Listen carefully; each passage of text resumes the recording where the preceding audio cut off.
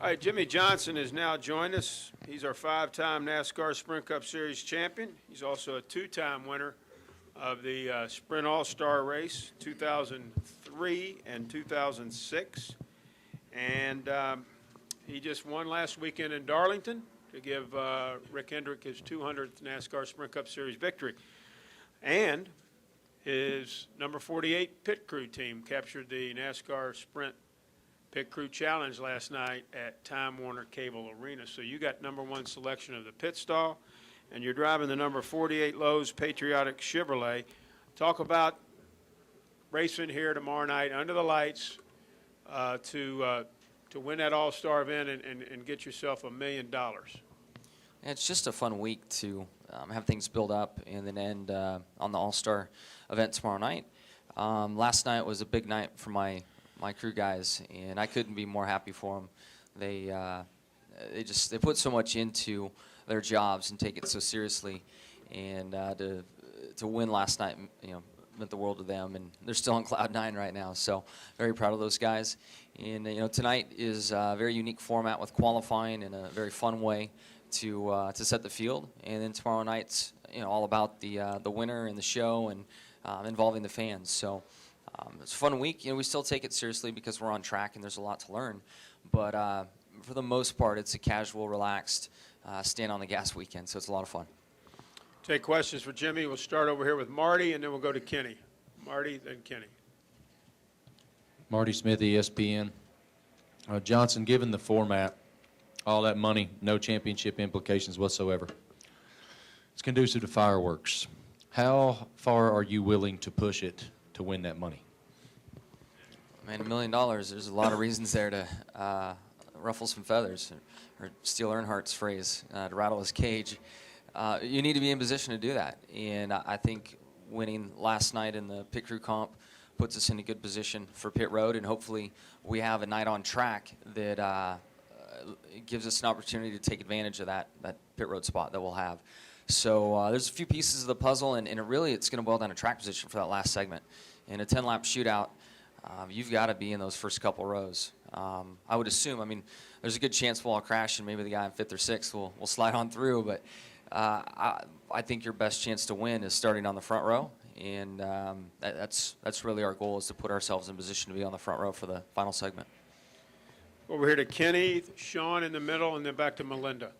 Jimmy, Kenny Beck, WXII, NBC, and the Piedmont Triad. A little bit ago, your teammate Dale Jr. said this is maybe the one race all year where everybody sort of takes a bye week on hurt feelings, given the fact that there are no points and there's so much money at stake. If something, and this is somewhat on the topic of what you just discussed, if something crazy happens late and you are involved one way or another, do you think that most of the competitors who are in this all-star race will adopt a similar philosophy, that this is a bye week and what happens here in terms of retaliation or any hurt feelings will not carry over next weekend into the 600? Yeah, to a certain degree. There are moves racing for the win, even if a car is turned around and crashed, that you just consider good hard racing. But there still is that limit. If somebody just flat out dumps you going into the turn, I have to feel that would linger and show back up later. So, there's a way to race aggressively, and then, racing's racing and stuff happens. But if it's just a full-blown takeout, I think that'll stick around. Let's go Sean, Melinda, and then Viv. Go ahead, Sean. Sean Bell, Fox Charlotte. In your opinion, what makes a championship driver? At this level, everybody is really good at driving the car. And in my opinion, it really boils down to the feel the driver has and how he verbalizes those sensations to his team. So really, in my opinion, it boils down to communication. That's the key. Let's go Melinda, Viv, and then Tom Jensen. Melinda Adams, ESPN. I just wanted to know your favorite all-star moment, whether it involved you or, something that you remember. It's hard to, if I'm allowed to lump in my 2 wins, I would take that. There's such special wins. And without the pressure of the points, I don't know, Victory Lane has a far different sensation for some reason. I don't know, it's just a different feeling when you win the all-star race. All night long, the energy's higher, the celebration seems to be bigger. It's nice that we have an off day on Sunday so we can recover from the celebrating that takes place after. But from a fan standpoint, I mean, there's two All-Star races that stick out in my mind. The one where it was wet down in turns 1 and 2, and they crashed, and the 24 car came back into the race with a backup car and went to the front one. And then prior to that, I think of, I guess Earnhardt lost the lead in 3 and 4, and then Davey got the lead at the start-finish and ended up in the outside wall with broken ribs and a concussion. That's one heck of a finish. Let's go Viv, and then Tom, and then I think there's a question right here. Okay. Viv Bernstein, New York Times. I know you got that victory last week, but it's one victory this season and no championship last season. Is that a sign that Roush and Gibbs and everybody's sort of caught up to Hendrick? And is there a perceptible difference in how maybe you're viewed as a contender, but maybe no longer the guy to beat? What we did over those 5 years, man, it wasn't done in the past for a reason. You know, it's really difficult to do, if not impossible to do. So I look back on those 5 years and realize how magical they were. And the fact that we maintained control for that long, I mean, it's unbelievable. So moving past that, we're going to lose at some point. We lost last year, and the way we finished last year, we weren't proud of ourselves as a 48 team. I mean, there's a way to lose and to be in the hunt, and that's easier to take. But last year at the end of the season, we weren't happy with our performance. We weren't happy with the speed in the cars. But if you look at this year, I know we only have one win right now. We've led a lot of laps, and we've been in contention a lot of races and have made mistakes. And that's the part we have to fix. And that was probably the best thing leaving Darlington with is we had a deal probably 2/3 through the race where we lost some track position due to a strategy. You know, Chad made a good call, but strategy and people did different things, and we had to overcome that, and we did. So, you know, even as a 5-time champion, there's still little steps to build confidence. And for myself, last weekend was a big boost, and I think for Chad and my team. Then we roll into last night with the pit crew comp, and you know the guys had a chance to shine last night. So our momentum's going the right way. Our race cars are much faster this year than they were last year, and I really feel like we're gonna win a lot of races this year. Let's go Tom, then we'll go television, and then we'll go Mike Mulhern. Tom Jensen, Speed.com. Jimmy, my question is going to be kind of 180 degrees opposite of Viv's. Having won Darlington, having won the Pit Crew Challenge, are you the guys now that everybody's back looking at in the garage and say, geez, we got to beat the 48 team on Saturday night? And who do you regard, along with that, as the teams you got to beat tomorrow night? Right now, it seems like things are changing a little bit.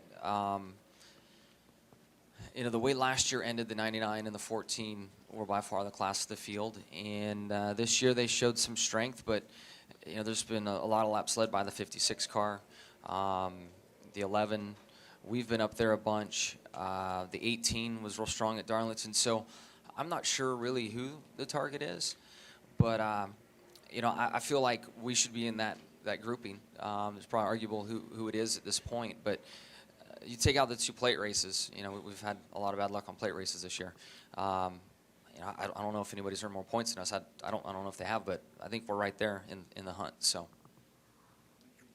Go the TV gentleman here, Mike Mulhern, Bob Pockers.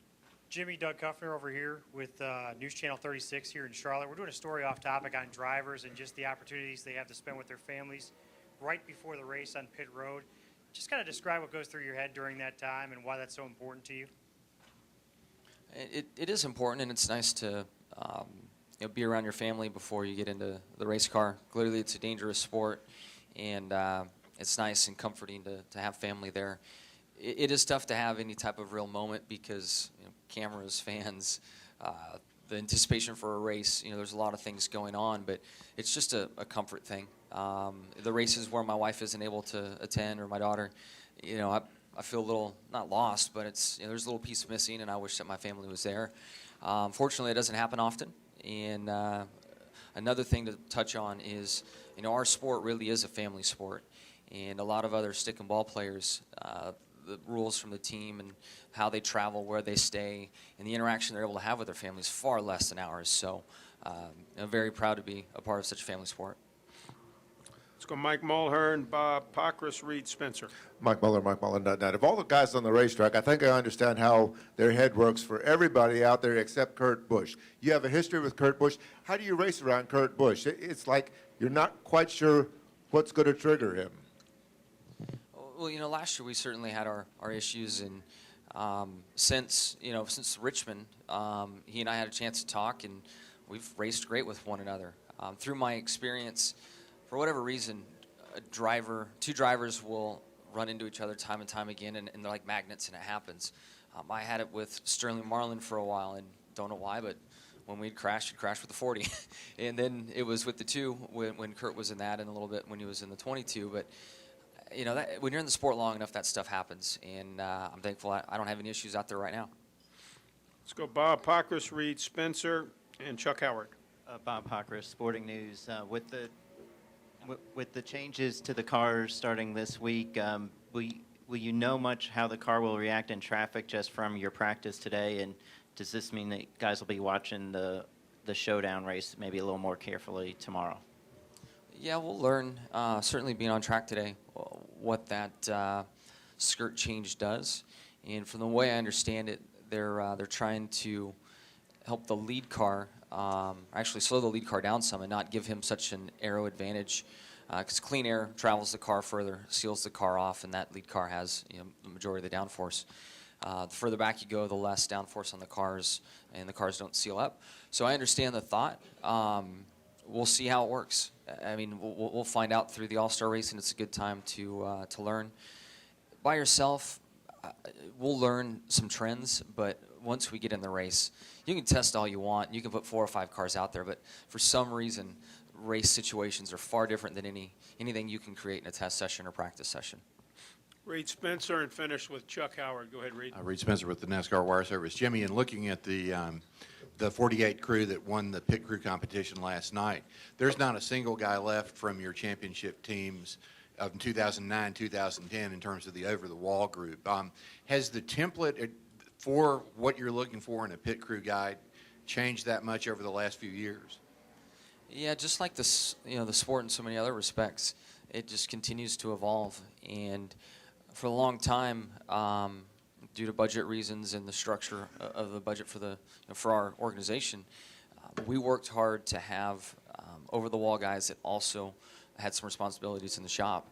Ron Malik was a tire carrier for a long time. Clearly the car chief, and we're getting our money's worth out of Ron week in and week out. But today it's changed, and the physical demand on the road crew guys, working on the car 3 days in advance, here when the garage opens, when it closes, it takes away a little bit. And pit road is so competitive that we felt we needed to have just specific over-the-wall guys, and went through a variety of hiring, looking at folks, guys from college sports and bringing them in, and our whole search started. And it took us some time to get everybody in the right positions and get the experience that they need. But now it's really paying off. So I'm very proud of what they did last night, and really the progress they've made. As you could see last night in the media center, we're a very tight-knit group of people, a very tight-knit team, and there's a strong brotherhood there that's great to be a part of. Final question, Chuck. Jimmy, Chuck Howard, NASCAR Media Group right here in front. When it comes to the 600, a lot is made about the length of the race, the extra 100 miles, endurance race and all that. When it comes to that extra 100 miles in the 600, is it more mind fatiguing, physically fatiguing, or does it just depend on how well your car's running? It's a little of both. And oddly enough, we have like a mental time clock of how long it takes to run a race. And it changes per track. You just, at some point, know, oh, we got to be close to the end now. So that when that clock hits in your mind, you're like, oh, no, we still got 100 miles or 150 to go. Man, wow, this is a long race. So, and in those final laps, it's most important to be on your game in the car. And lack of training, lack of hydration, all of that shows up at the end. We'll have to see what the weather's like. If it's a hot day, it'll show more than other weekends for sure. Jimmy, thanks for coming in here today, and good luck this weekend in the All-Star race.